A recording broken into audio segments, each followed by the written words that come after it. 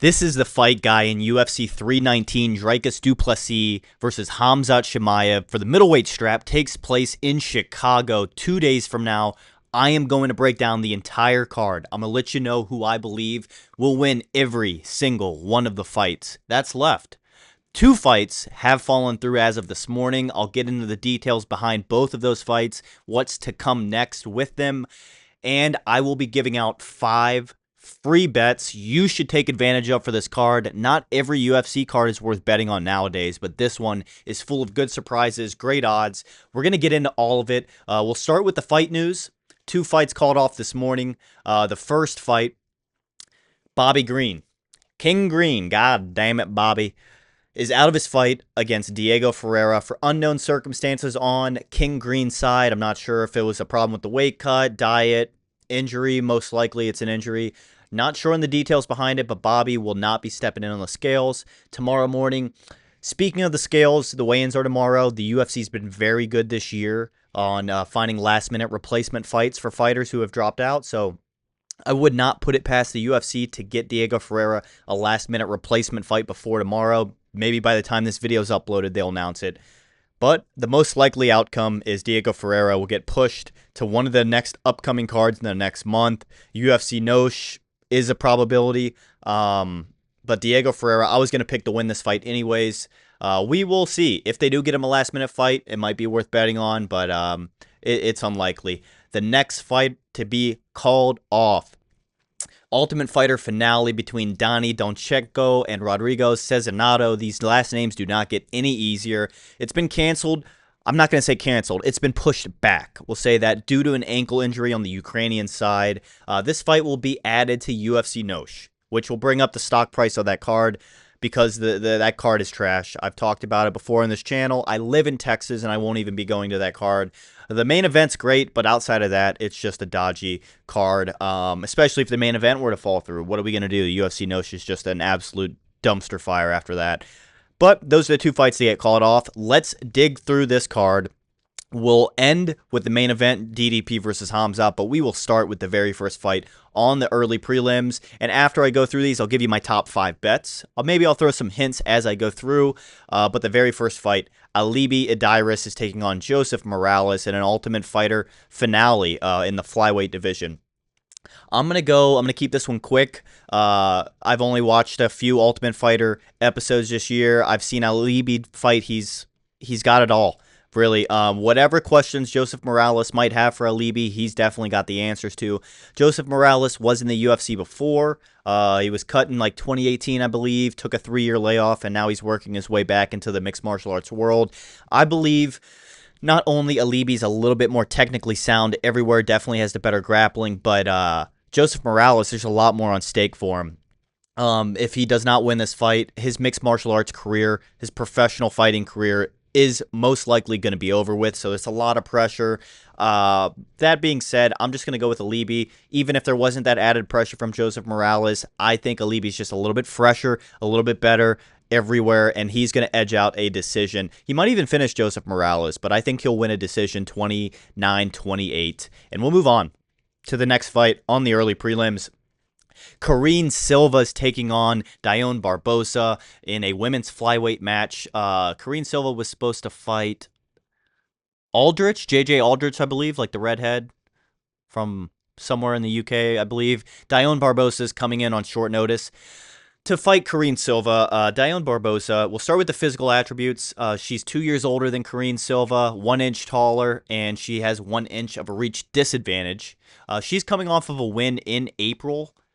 I believe a submission win in the first round. I think it was like a triangle choke. Looked pretty impressive. She's got good grappling, but her striking's decent. I don't think it's the caliber of Karine Silva's. That being said, how I see this fight going, Karine Silva is going to be better on the feet. I think she'll have more volume. I think she'll land more punches. Dione Barbosa is going to attempt multiple takedowns this fight. Maybe the first isn't going to come until the second half of the first round.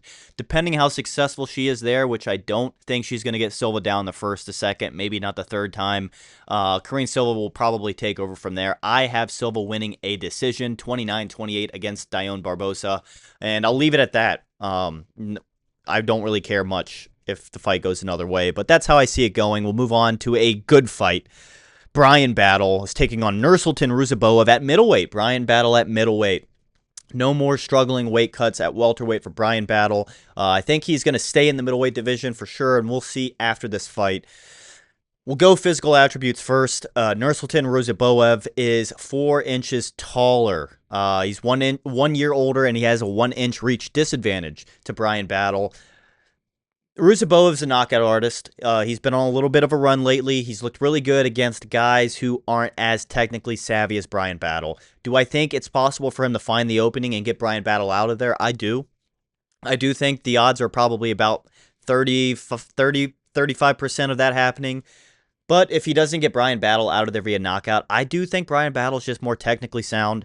He's got good takedown defense, and I think he's going to land the more powerful shots. I think he's going to land the more technical shots. But Ruziboev moves around a little bit unorthodoxy. He'll hop in laterally, left to right. He'll make awkward angles for Brian Battle, but I think Brian Battle's ready for it. I know a lot of people are picking Ruziboev here, even though he is an underdog, a slight underdog. I know more people going with Ruziboev to win this fight than I do Brian Battle, and I'm going to stand against the wind here. I think Brian Battle gets this done. I think if this fight goes to a decision, he would have landed the better shots, more volume. I see this fight mostly staying on the feet. I don't see either of these guys really going for takedown attempts unless they're getting demolished on the feet. Maybe we see a lot of clinch work from Ruziboev, but I think Brian Battle will be able to separate, dig his underhooks. I think technically Brian Battle is the more savvy fighter, so I'm going to go with Brian Battle to win a decision. However, I could see this fight ending in a knockout either way, really. Both of these guys have equal chance of getting the other one out of there, but if it goes to the decision, I would feel confident if my money was on Brian Battle. So I'm going to go with him to win this fight. In a pretty, physically, these guys are pretty balanced physically. Reach is pretty similar. I know Ruziboev is a few inches taller, but Brian Battle, I hope he settles into the middleweight division. He's just a little bit too big to be a welterweight, but I think he could fit in the middleweight just fine. I know he was at middleweight before. I just hope he stays. And if he fits, maybe he will. We'll move on to the last fight on the early prelims. This may or may not be one of my 5 bets to make. Edson Barboza is taking on Klose, however you pronounce it. We'll start with the physical attributes. Edson Barboza being 2 inches taller, and having a 5-inch reach advantage over Klose. That is big. For Edson Barboza's game plan this fight, how this fight's probably going to go, Edson Barboza is going to do Edson Barboza things. He's going to stay on the outside. He's going to want to stay on his feet, use the reach advantage, land a lot of leg kicks, slow down Klose's wrestling, because we know those takedown attempts are going to be relentless and nonstop. We're going to see clinches against the cage. We're going to see single leg, snatch single attempts, a lot of grappling attempts from Klose. That's my 2 cents. I've gone back and forth in this fight. I want to go with Edson Barboza. He's coming up to lightweight from featherweight. His last fight against Lerone Murphy, which he got destroyed in a unanimous decision. Klose is not anywhere near the level of Lerone Murphy. But do I think he could beat Edson Barboza in a 3-round UFC fight? I do. And this may be a good bet to take at plus 120. $10 pays $21.50. I'm going to go with Klose to win this fight via decision. I think he's going to have 7 minutes plus of control time, maybe 5+ minutes by the time this match is said and done. Edson Barboza, though, if he's able to shut down Drakar's early takedown attempts and keep it standing, his leg kicks are going to be the story of this fight. I think Edson Barboza is going to land enough leg kicks to slow down Klose's grappling as the fight goes on. But if Drakar is able to get this fight to the ground in the first round, I think he'll edge out a decision to Edson Barboza. So Klose is plus 120. I'd even go him to win this. What would Klose via decision pay? I don't know. I'll check it and I'll add it on the screen. That might be a good bet, but that may or may not be one of my 5 bets I'll take. And then we'll move on to the prelims. From there, we have Chase Hooper and Alexander Hernandez in what I think so far would be the best fight on the card. Maybe even one of the better fights. This could potentially be, we have some great fights. I'm not going to say fight of the night, but we probably, if one of these guys can finish the other guy, we will most likely see a performance of the night bonus get handed out to one of these two. They're both really savvy. Chase Hooper, one of my favorite fighters. It's no secret there. I love Chase Hooper in the lightweight division. I think he's easing in well. He's not fighting, top of the level guys early on. He's just kind of building experience, working his way up, getting built up how the UFC is supposed to build young potential future champions, future superstars. I really like Chase Hooper. I think he's a fan favorite. Real MMA, real UFC fans really like this kid. His jiu-jitsu game's on another level. His striking's better than Alexander Hernandez. The only thing Alexander Hernandez probably does better than Chase Hooper is his takedown ability, his wrestling. I can't even say probably. His wrestling is better than Chase Hooper's. He's just got a really good wrestling background. But Chase Hooper's jiu-jitsu, I believe, can neutralize it. We saw it neutralize Jim Miller in his last fight. I know Alexander Hernandez is a whole nother story. We could start physical attributes. Chase Hooper is about 4 inches taller. He's got 2 inches of reach advantage, and he's 7 years younger. Fighters 7 years younger, you guys know the stat, win 66, 70% of the time. I think Chase Hooper does win this fight. I know a lot of people are picking Alexander Hernandez. I do have a weird feeling about this fight, but I think Chase Hooper's better on the feet. I think he's better when it comes to the submission grappling game. Sure, he might get taken down, but he is very fun and crafty to watch off of his back, and he throws nice looping punches, good combinations, mixing in his takedown attempts, his Imanari rolls well. Not that he'll be goofy like that against Alexander Hernandez, but you really don't know with Chase Hooper with his haircut, so I'm going to go with Chase Hooper to win this fight. I think he's got. I think he might even finish Alexander Hernandez. Maybe land some ground and pound. I could see Alexander Hernandez shooting a double leg, like a single switching over to a double. Maybe level changing against the cage, getting Chase down. But I see Chase's jiu-jitsu being savvy enough to sweep Alexander Hernandez. Maybe he ends up in like a mount position, landing some ground and pound. I could see Chase Hooper finishing this fight via TKO on the ground. Or even if Alexander, turns his back, if he's in a bad position, if he's being mounted, I could see him give Chase Hooper his back, getting submitted via rear naked choke. Chase Hooper via whatever way he wants. I could see him winning a decision against Hernandez. I see him outstriking him on the feet. I could see him getting a TKO or a sub on the ground. Not to take away from Hernandez. This is going to be a closer fight than a lot of people think, even myself probably. But I'm going to go with Chase Hooper. I think he's a safer pick on this fight, and he is a minus 300 favorite. We'll move on to the next fight. In an interesting story here, Basinger Susurkaev is taking on Eric Nolan in both of their UFC debuts. You may recognize Basinger from Tuesday, just 2 days ago, Dana White Contender Series. He fought and got a liver kick knockout, I believe, in the second round. He used to train with Khamzat Chimaev. He's going to make a 4-day turnaround. Khamzat Chimaev, I believe, had the fastest turnaround in modern UFC history in a 10 days notice. His former teammate, I think his current teammate, I'm not sure if I know they used to train. I'm not sure if they still train together, is going to break that record on a 4-day turnaround in his UFC debut against Eric Nolan. Physical attributes, from what I see here, Basinger is a few years younger, a few inches taller. And I think he does have a slight reach advantage to Eric Nolan. Doesn't display here, but I think he does have like a 2-inch reach advantage. Eric Nolan, I haven't seen any of his fights before. I'm going to be real with you, but I'm going to go with the big favorite here, the guy we just saw on Tuesday, the Dana White Contender Series alum, on a 4-day notice, a 4-day turnaround to beat Eric Nolan. I think he'll get the knockout win. He's in shape. He's dialed in. This is the biggest moment of his life. He's riding those endorphins. I'm going to go with Basinger. We'll keep it short and sweet and move on to the next fight. Jessica Andrade taking on Godínez. Went back and forth a little bit on this one. I want to go Jessica Andrade, but I just have a feeling Godínez is going to pull this off. I think she's going to pull it out of her ass here. Quite literally. I think Godínez, the big criticism you hear from her is she gets hit a lot. She doesn't move her head a lot, which may be true. But, Jessica Andrade definitely has some power in the strawweight division. We'll start physical attributes. Andrade, an inch shorter, 2 years older, and she has an inch of a reach advantage. Godínez is going to throw a lot of volume. We could see grappling get mixed in here if she gets hit with a couple hard shots from Jessica early on, but I think Loopy's going to stay on the outside, play her game, land more volume, and I think most of this fight will be on the feet, but I could see Andrade getting her clinched up against the cage, trying to work a single, but I'm going to go with Godínez to win a 29-28 decision against Jessica Andrade, the slight favorite, Loopy, to win this fight.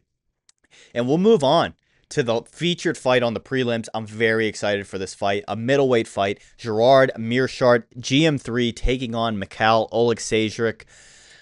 This is going to be a great fight. We'll start physical attributes, and then I'll get into the background and how I think this fight's going to go.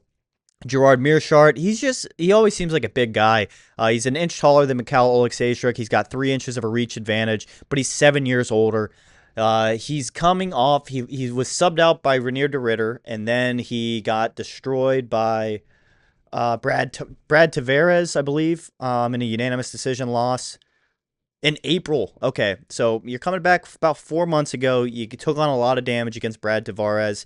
Mikhail Oleksiejczuk knocked out Dricus Du Plessis, I believe, a week after, like April 12th of this year. After finding out after that match, he was training at the Fight Nerds. So this is one of 2 Fight Nerds on the card.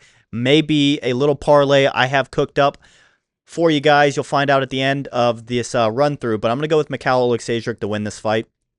I don't think this fight goes the distance. This fight might not even leave the first round. I think Mikhail Oleksiejczuk hits like a fucking brick house, man. This guy's really strong. He's got good striking. He had a lot of holes in his grappling game and a little bit of holes on his feet, but I think since his time this year down at the Fighting Nerds, I think he's filled a lot of those holes. I think his ground game is a lot more savvy. I like that word today, savvy. I think he's filled a lot of the gaps that he needed to fill, and this guy's going to be a serious problem. I don't think he's entered his prime yet. He was the guy, Kevin Holland pretty much snapped his arm last year almost. It looked like it was gnarly, but I think he's filled a lot of those holes. Gerard Meerschaert, he's a submission artist. It's no secret, but I think if Mikhail Oleksiejczuk can get him Meerschaert on his back, I think he'll land some dangerous ground and pound, and that could be all she wrote. I'm going to go with Oleksiejczuk to win this fight via knockout before the 3rd round. It could happen in the 1st or early in the 2nd round, but Meerschaert, you never know with him. You never know with him. It's just, at this point in his career, he's taken on a lot of damage. He's had, 60 fights? 55 fights? 56 fights, something like that. Oleksiejczuk, not as experienced, but what he makes up for in experience in power. So I think he's gonna finish Meerschaert. I think those Fighting Nerds are freaking insane, and you're looking at the newest edition of them. So we'll move on to the main card here. I switched my pick on this one. I think I'm gonna switch my pick. We have Tim Elliott and Kai Asakura. I was gonna go with Tim Elliott. I just had a lot of doubts about Kai Asakura. He only has 1 fight in the UFC, but it really is against debatably the greatest flyweight champion in UFC history, Alexandre Pantoja, who submitted him with a rear naked choke, a clean rear naked choke in the 2nd round. Tim Elliott hasn't fought in almost 2 years. December of 23, we're coming up on it quick. Tim Elliott, he's a bit more experienced. He's fought a lot of tough guys in the UFC, but it's been a while since he's fought. He's coming off of a big layoff. He's 38 years old. He's at a 3-inch reach disadvantage to Kai Asakura, the Japanese star, who's a great striker. He also, he has potential on the ground. Again, he lost against a formidable opponent, but I still think he's got decent ground game. Tim Elliott's going to want to wrestle with Kai, try to get him down, but if Kai can shrug off those takedown attempts early on in the fight, I think he'll land a lot more volume, potentially knocks Tim Elliott out. A Kai Asakura via knockout is probably going to be the pick here, but if Tim Elliott's able to control him early in the fight and land multiple minutes of control time in the 1st round, I will be live betting on Tim Elliott to win this fight. He's a plus 260 underdog. Like I said, if he's able to get Kai Asakura down in the 1st round, I'd be looking at putting some live bets on Tim Elliott. But I don't see that happening, so I'm going to go with the younger fighter. I'm going to go with the better striker in Kai Asakura. We'll move on in a very exciting middleweight fight. On the main card, Jared Cannonier is taking on Michael Venom Page, MVP. This is going to be a great fight. We'll start with the physical attributes. MVP about 4 inches taller at 6'3", 3 years younger. He's 38. Cannonier's 41 years old. And Michael Venom Page does have about 1.5 inch, 2-inch reach advantage over Cannonier. Cannonier has the knockout power that MVP doesn't. MVP, full of highlight reels in Bellator. I don't know, we haven't seen him put on a spectacular, highlight reel performance. In the UFC, he did piece apart Shara Magomedov, which was interesting in Saudi Arabia, February 1st of this year. But Jared Cannonier, even more recently, put on a spectacular performance against Gregory Rodriguez, RoboCop. in a fight where he was taking on a lot of damage. I thought Jared Cannonier was going to get knocked out in the end of the third round. He comes back, pulls it out of his ass, and gets the knockout win in the fourth round in a fight I believe he might have lost. He probably should have lost. Cannonier at 41 years old. I know I was glazing him after his last win. I know I said we might be in store for a Jared Cannonier title run this year. And if he does knock out or if he beats MVP, that's going to be the case here. But do I go against what I said months ago? Because this is just a very complicated matchup for Jared Cannonier. I don't see Cannonier making a lot of adjustments in between fights. He kind of fights the same. He'll be up in your face like this, you know, real tall, in your face, which if he wants to fight like that against Michael Venom Page, he's going to be doing a lot of chasing. MVP is going to be on the outside, dashing in, landing strikes, getting out. He's very fast, a lot faster than Cannonier. But Cannonier, what he lacks in speed, he makes up in power. All it takes is one shot from Cannonier, and he could rock Michael Venom Page. This fight could be another one of my special bets. But I'm going to go with Michael Venom Page to win a decision here. I think, you know, he'll stay on his feet. It's probably going to be a little bit slower paced fight than we would want. But Michael Venom Page, he's going to get in, land the better shots, and get out. Cannonier, I think, will land the more powerful strikes, but I think they're going to be far and few in between. So I'm going to go with Michael Venom Page to win this fight. And I'll look back to my special bet that I might have for this fight for you guys. But I think Michael Venom Page will do enough to win a decision against Jared Cannonier. I would not be shocked if this fight did not go the distance. If either guy got a knockout, I wouldn't be that shocked. I could see Michael Venom Page landing a spinning kick, a heel kick to the head, something unorthodox. I could see Cannonier catching MVP with like an uppercut or something just out of nowhere when MVP start dashing in. But we'll come back and hit our bet on that one in just a few minutes. First, we have Geoff Neal taking on Carlos Prates. I am going to go with Carlos Prates to win this fight, but first, let's dig into the physical attributes. Prates, 2 inches taller, 3 years younger, and 3 inches of reach advantage. He's coming off of a recent decision loss to Ian Gary, which I believe he should have finished Ian Gary at the end of that fight. Very low fight IQ from Carlos Prates. I said that in my breakdown video right after that fight. All he had to do was throw a few more punches. He had Ian Gary crawling on his hands and knees like a toddler. Geoff Neal, how long has it been since his last fight? I'm drawing a blank. Dos Santos, a round 1 knockout win in October on 308. I remember that. Still, it's been a little while. We're almost at a year since Geoff Neal's last fought. Carlos Prates, this is going to be a second fight this year after headlining Kansas City, I believe, with Ian Gary. I'm going to go with Carlos Prates. I think he'll knock Geoff Neal out. If he doesn't, he'll win a decision. You could do Carlos Prates via decision or knockout. I don't think those odds are really worth it, though. And I may have another little parlay. We're going to get in the bets I'm excited for. But, yeah, I'm going to go with Carlos Prates to win this fight. I think he's going to come back and not only just get back in the win column with a decision, but I think he's going to get back in the win column in a disastrous way. We're going to see a highlight reel knockout here. I just have a feeling we're going to see a Carlos Prates, like a round 2, mid-round 2 knockout. I'm going to go with Carlos Prates to win this fight via knockout against Geoff Neal, and we'll move on to the co-main event. Lerone Murphy is taking Aaron Pico in his UFC debut in the featherweight division. I'll start physical attributes, and then I'll let you know who I think is going to win this fight. That may also be one of my 5 bets. Lerone Murphy, 1 inch taller. He's 6 years older, and he's got 2 inches of reach advantage. He's taking on Aaron Pico, who's a legend in Bellator. Really great wrestler, powerful striker. He's got 1-punch knockout power.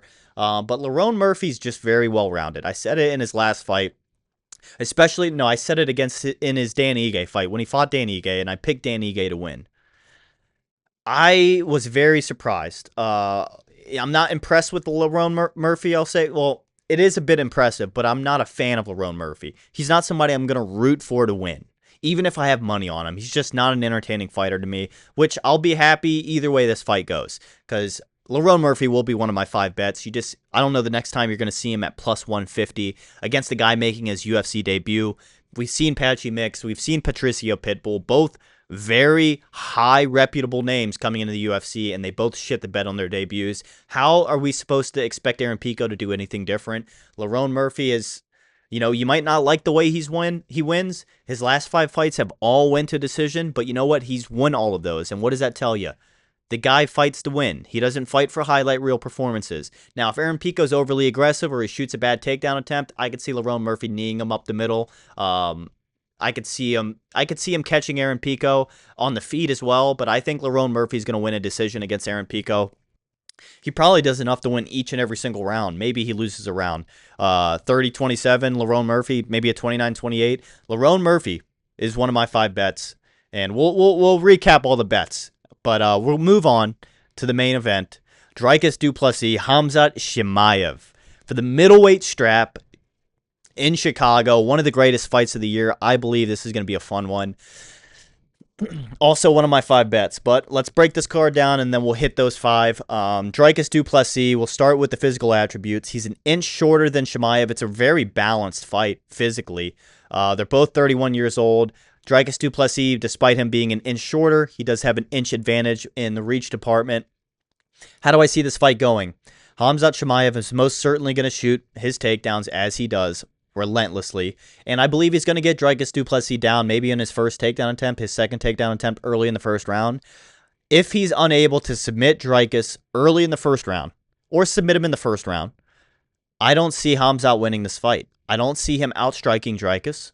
I don't see him winning 3 of 5 rounds in a championship fight against Dricus in a decision. I see the only avenue of victory for Khamzat Chimaev is an early submission here. If you don't see Khamzat submit Dricus, if this fight goes into the second round, maybe even goes into the third round, if Dricus is still plus or even money close to it, live bet on Dricus. Dricus is going to win a decision. If he doesn't win the decision, he's going to have more volume. He'll get a knockout over. I think he has a better chance of getting a knockout than Chimaev does. But Chimaev has a better chance of submitting DDP early. I just don't think that happens. I think Dricus is going to get better as the fight goes on. I think he'll win a unanimous decision against Khamzat Chimaev. I do. I do think he'll win. We haven't seen Khamzat go the distance very often, and it's just a lot of unpredictability.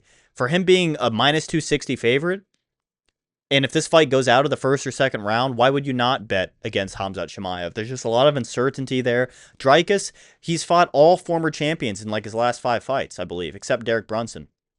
Yeah, and he's beat them all, not at their own game per se, but he's shown the ability to win fights many different avenues against world-class guys.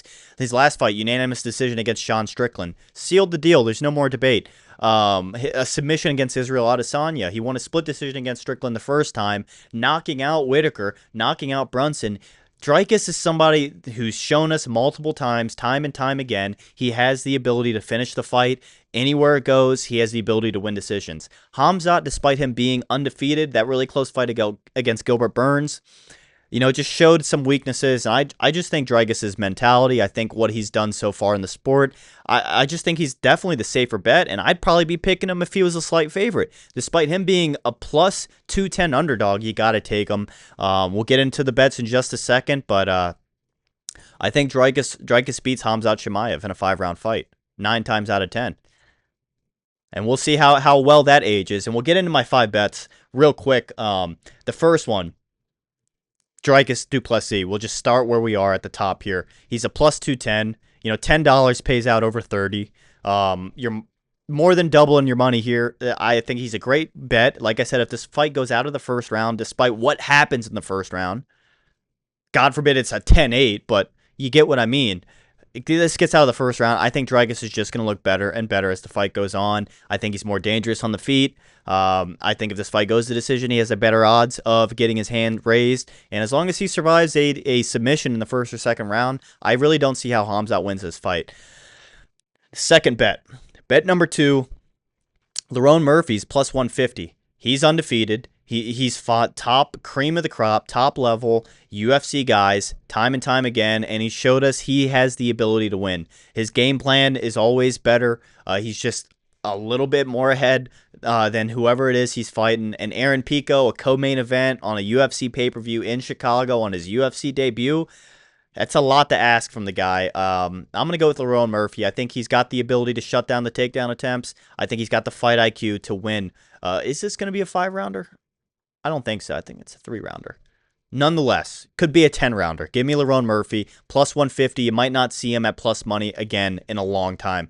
Well, maybe against Volkanovski if that happens. But we'll move on. I have a 2-leg parlay. The Fighting Nerd Parlay, the Nerd Parlay. Give me Carlos Prates, money line, and Mikhail Oleksiejczuk, money line. Even though I believe both of these fighting nerds will get the knockouts, you could probably multiply the parlay by doing it via that method. I'm just picking these two guys for plus 100. You'll double your money. 10 pays 20. I think Mikhail Oleksiejczuk is going to have all the answers for Meerschaert, and I think Carlos Prates is just going to be a lot better than Geoff Neal on the feet, where all of the fight is probably going to be. He's going to knock Geoff Neal out. I think Mikhail Oleksiejczuk is going to knock Meerschaert out. This is my third bet, 2-leg parlay. Give me the fighting nerds together for plus 100. Move on. We'll move our way down here. Well, we'll start with Cannonier and Michael Venom Page. Bet number 4. Under 2.5 at plus 2? Plus 200. Under 2.5. Like I said, I do see Michael Venom Page winning a decision against Jared Cannonier, but you never know. Both of these guys could catch each other. I wouldn't be surprised if Jared Cannonier landed a flush knockout when Michael Venom Page darts in to land a strike out of nowhere, maybe like a dirty right uppercut or a left hook just out of nowhere. Also, I could see Michael Venom Page, baiting Jared Cannonier after he dashes in when Jared Cannonier goes to throw a couple strikes, maybe a spinning kick, a head kick. We'll see. Michael Venom Page has a lot of he's talking big about not being paid enough to fight Adesanya. It's like, okay, well, show us your worth then. Put on a performance against Cannonier. Get him out there under 2.5 for plus 200. That's my 4th bet. And my final bet here, I hinted at it earlier. It's going to be in the Edson Barboza Dricus Klose fight. Give me Dricus Klose to beat 39-year-old Edson Barboza coming up to the lightweight division. I think that his grappling is going to be a little bit too overwhelming for Edson. Sure, if Edson is able to have good takedown defense, keep the separation, and land leg kicks all throughout round 1, then we might have something to worry about, but I don't see him stuffing Dricus' takedown attempts in the first round. I think Dricus will get him down. The question is, can he hold him down that first round? And if he does, can he survive the leg kicks in the first and second round? I think he'll outdo Edson Barboza. I think he'll do enough to win a decision. But Edson is getting up there. He's worn a lot of damage in his career. I could even see Dricus landing a little ground and pound, cutting Edson up and getting a doctor stoppage or a TKO on the ground. So those are my 5 bets. Dricus Klose money line, Lerone Murphy money line, Dricus Du Plessis money line, Jerry Cannonier under 2.5, Carlos Prates, Mikhail Oleksiejczuk, Fighting Nerd Parlay, all plus money, ranging from plus 100 to plus 200. We'll check back on Saturday. We'll see how we do. I'm at a casino right now where they're not even going to be showing 319. And they don't allow sports betting on Indian reservations. Did you know that? Unless it's the Washington Redskins, you can't bet on Indian reservations, Native American reservations, whatever you want to call it. This is The Fight Guy. Thank you so much for watching. I will circle back with you guys after 319, where I'll be one of the first guys to probably break down this entire card. Those are the best bets to make. Those are the best predictions I got for you. Thank you so much for watching. I will see you in a couple days. Peace.